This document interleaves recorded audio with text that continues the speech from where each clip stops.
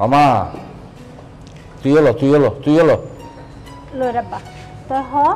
আইলোর তোরাই আছে বহুত কষ্ট দি ফেলা কে আব্বা এই হইল অততে লাগো এই স্কুল কোচিং করি আয় তুই আনলাই আবার বাত্তর হারি রাঁধর একখানে বিশ্রাম নলর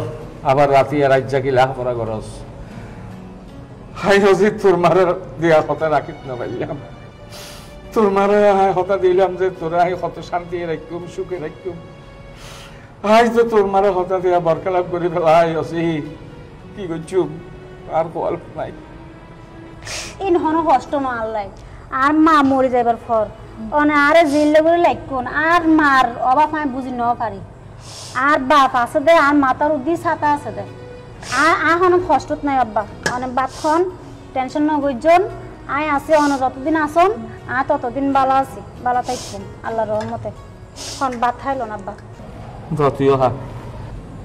আচ্ছা আয় তোরে একখানা করে খাবার দি কেন আব্বা তো হ আচ্ছা খাইল বিসমিল্লাহ আব্বা তো হে বালাই না ওর পদ হইজি